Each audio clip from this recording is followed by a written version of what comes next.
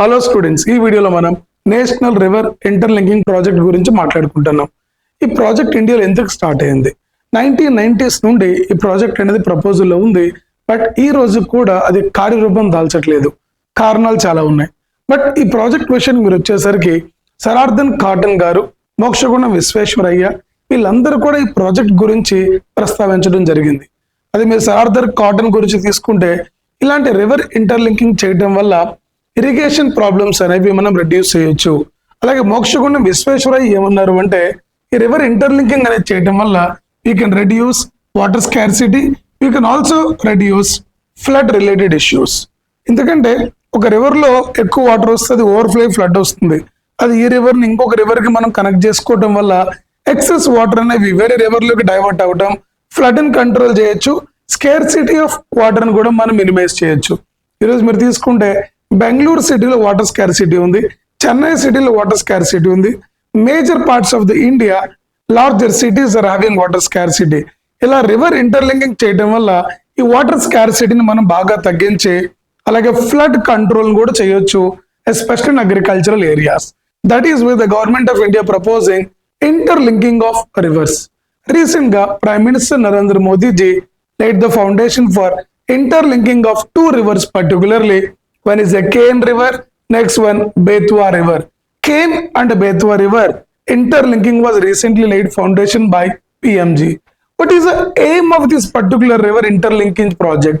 First one, providing irrigation facilities, because we have a large agriculture area. Problem in agriculture is lack of water sources.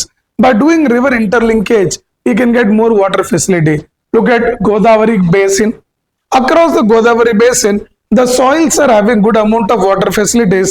They can produce more agriculture and hence the farmers' income can be increased. Irrigation facilities, you can control droughts. Drought is due to lack of water. Like inter-basin water sharing.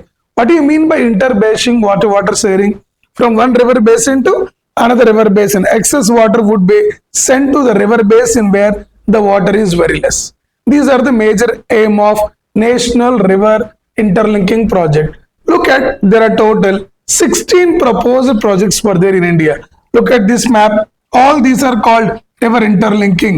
Periyar River, Pennar River, Krishna River, Godavari, Manner, Penganga, Mahanadi.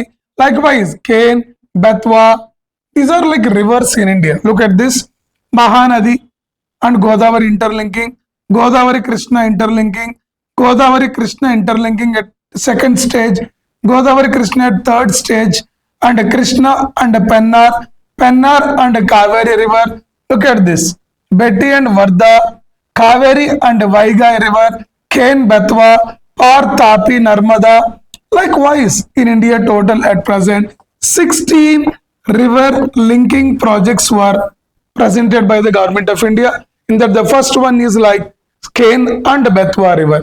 Look at now, this particular project is managed by National Water Development Agency and the Ministry of Jal Shakti.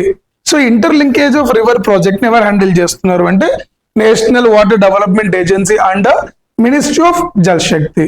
ఈ project వల్ల లాభాలు ఏంటి, అలాగే challenges ఏంటి? Benefits of this project: control the flood, providing water for the drought areas, boost in agriculture sector, generating hydroelectricity, economic growth for especially economic growth in agriculture, waterway expansion. Remember, in India we have waterways. Look at waterways, roadways, railways, airways. What is the cheapest means of transportation? Waterway is the cheapest means of transportation in any country. But India, we wanted to interlink the river. When you interlink the river, we can go for internal waterways or inner waterways. For example, waterways, one is like outside India, next one is within India. Within India, we can easily maintain internal water connectivity which is meant for transportation. All these are benefits. Then what can be the challenges of this project? ఎప్పుడో అనుకున్నాం 1990s 95లో, ఇంతవరకు దాన్ని implement చేయలేకపోయాం. అంటే కొన్ని challenges ఉన్నట్టే కదా. One is like environmental concern. Interlink చేయాలి అంటే చాలా అగ్రికల్చర్ ల్యాండ్ తీసుకోవాలి, మధ్యలో ఫారెస్ట్ కూడా కొట్టేయాల్సి వస్తుంది. దీనివల్ల ఎన్విరాన్మెంటల్ కన్సర్న్స్. ఈ ప్రాజెక్ట్ అనేది చాలా హై కాస్ట్ తో కూడుకున్న పని. Next one, social displacement. అంటే ఒక రివర్ ని ఇంకొక రివర్ ఇంటర్లింక్ చేసేటప్పుడు మధ్యలో ఉన్న ఫారెస్ట్ ని మనం తొలగించడం, మధ్యలో ఉన్న ట్రైబల్స్ ని, విలేజెస్ ని అన్నిటినీ తొలగించడం జరుగుతుంది. దీనివల్ల social displacement, inter state dispute కూడా జరుగుతూ ఉంటాయి. మీరు కామన్ గా చూస్తే ఒక river, for example Godavari river, లేకుంటే పెన్నా రివర్, లేకుంటే Krishna river, they are flowing through various states. ఒక స్టేట్ నుండి ఇంకో స్టేట్ కి వెళ్ళేటప్పుడు, డ్యాములు కన్స్ట్రక్ట్ చేసేటప్పుడు ఇంటర్ స్టేట్ డిస్ప్యూట్స్ అనేవి జరుగుతాయి. అలాగే రివర్ ఇంటర్లింకేజ్ జరిగినప్పుడు కూడా ఇంటర్ స్టేట్ డిస్ప్యూట్ అంటే అంతర్రాష్ట్ర గొడవలు జరిగే అవకాశం కూడా ఉంది. దీనివల్ల ఎకానమీకి, ఇండియన్ పాలిటీకి కూడా ప్రాబ్లం అవుతుంది. అలాగే ఎకోసిస్టమ్ డిస్రప్షన్. ఆ ఏరియాలో ఎకోసిస్టమ్ అంటే ఫ్లోరా, ఫోనా, ఈ ఎకోసిస్టమ్ మనం డిస్ట్రాయ్ చేయడం వల్ల ఇట్ కాజెస్ ఎన్విరాన్మెంటల్ ఇంపాక్ట్. ఈ ఛాలెంజెస్ ని మిటిగేట్ చేస్తూ, ఈ బెనిఫిట్స్ ని హైలైట్ చేసుకుంటూ, now the government of India laid a foundation for national river interlinking project by national water development agency and ministry of Jal Shakti.